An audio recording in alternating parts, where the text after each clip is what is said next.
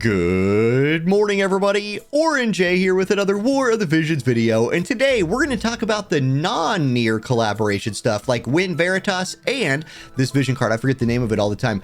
A watched pot boils. Unlike how a watched pot never boils, that like real life saying, this is a watched pot that does boil, probably because of the people watching it. Anyhow, we're getting Win Veritas this week and that VC. Win Veritas, free unit, you could just get him in the game.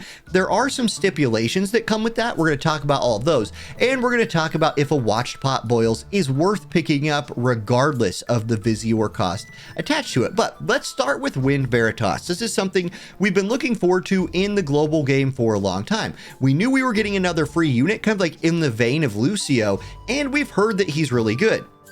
I'm telling you right now, on paper, this guy's really good, but there's some things here. One, the thing that should jump off the page right away is there's only a Master Ability 1. So this guy has yet to receive a Master Ability 2 and yet to receive a Transcendence. That's right. You cannot take him to 140 as of right now, even in JP. But don't let that discourage you. Like, before we get into his kit, look at how his stats compare to these other spear wielding units in the game. We've got new Jaden right here. We've got new King Elda. And then, you know, my girl, the girl who was famous in year 1 for having the highest attack stat in the game, Eileen.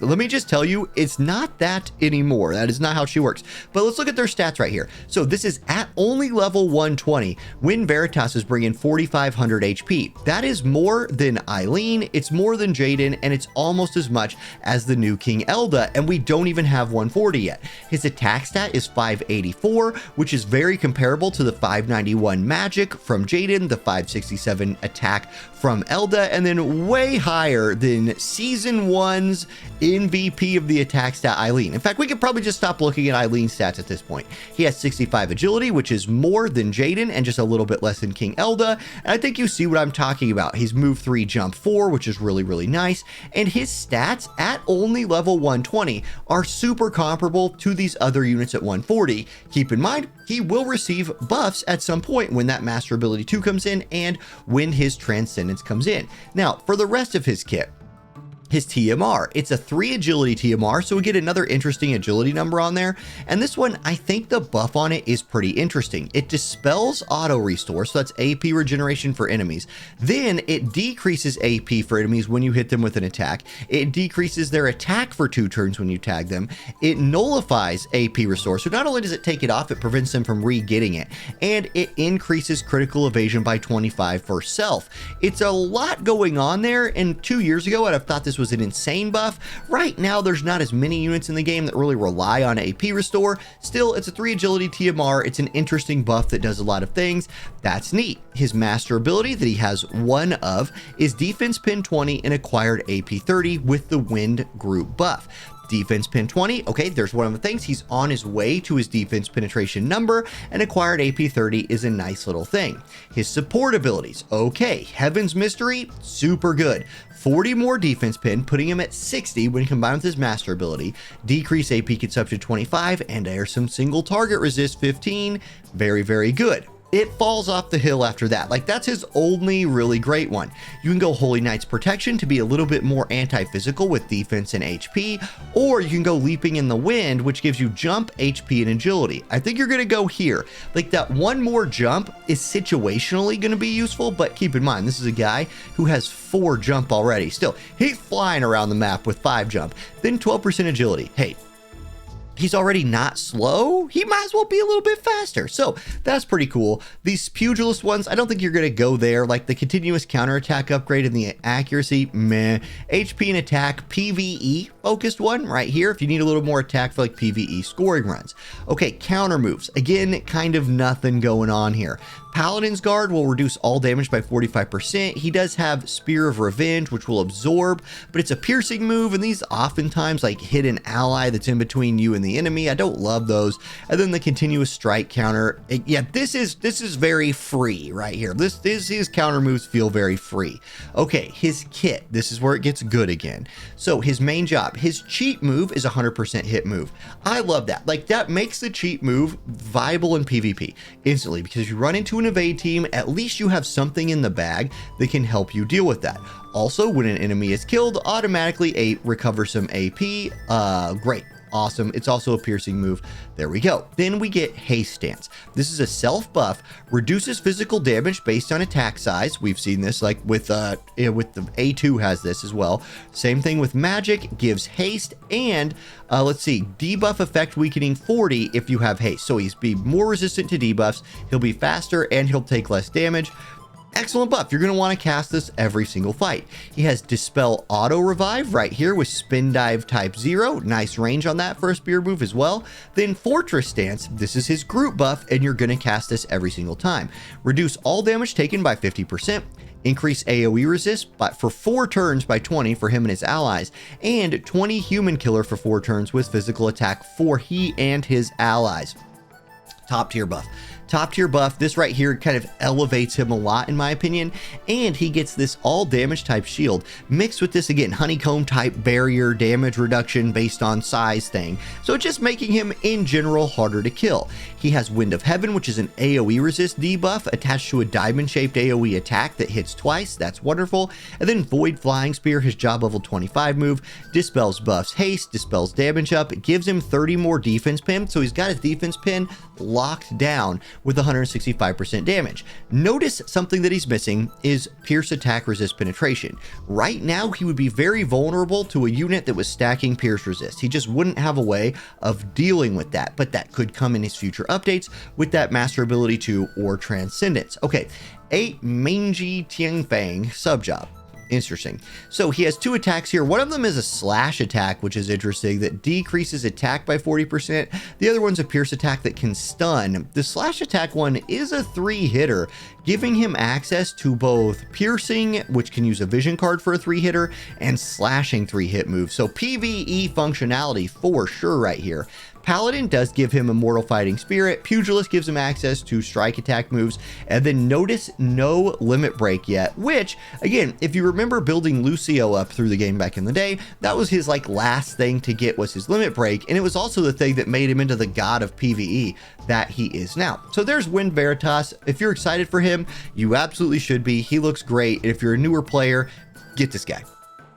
Add him to your roster. Now the vision card. Evening Smoke, aka a watched pot boils in global. What's good and what's bad about this? Well, there's some stuff here. So first of all, the stat line is okay. Like you get attack HP, defense 3 is kind of whatever, and dex is a stat I don't really care about. So they tried to do a little bit of work with the stat line here, but it's a miss in my opinion.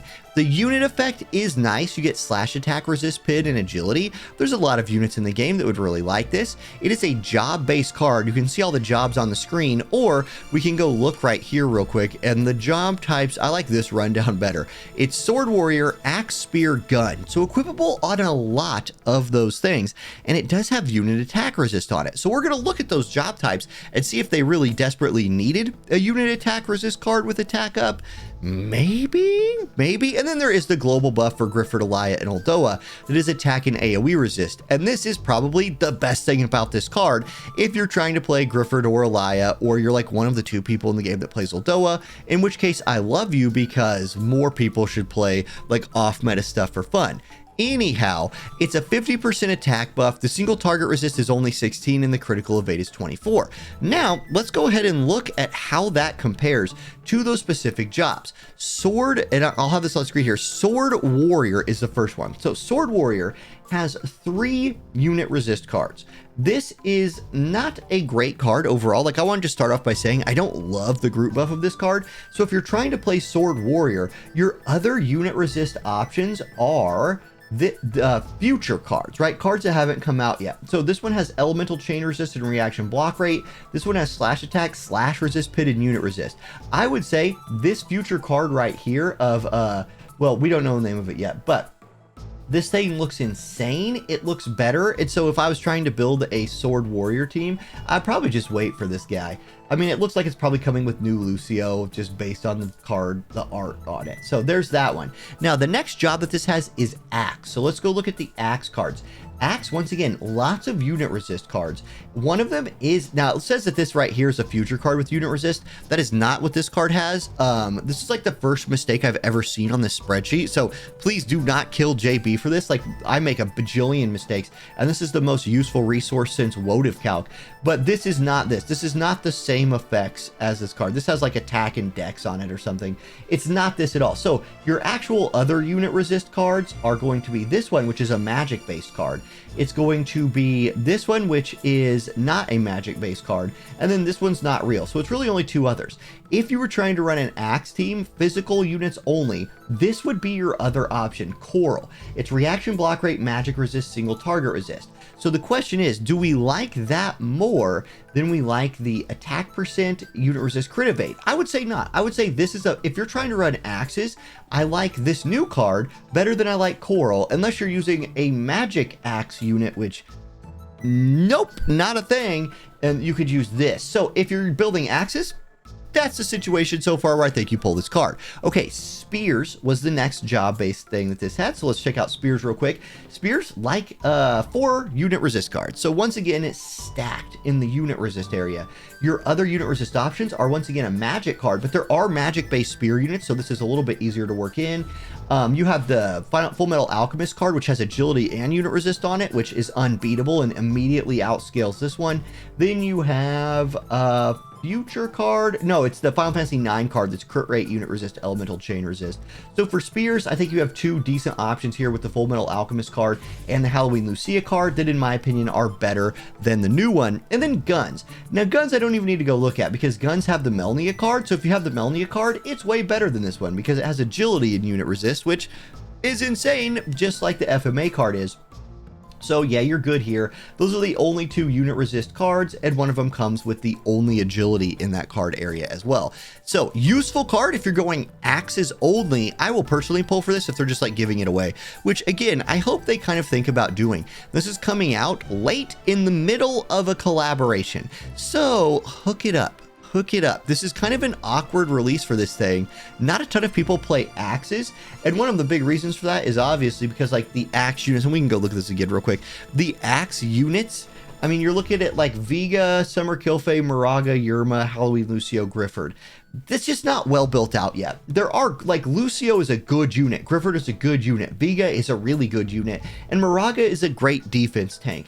Fine, but yeah, there's just not a lot going on there. It feels harder to play than many of the other job-based teams. Anyway, those are the non-collaboration things dropping this week. So there you go. Good luck if you're pulling for them. Everybody go get Win Veritas because he looks great. We'll find out exactly how to get him when it drops this Wednesday. Otherwise, I'll catch y'all next time. Have a great one. Peace.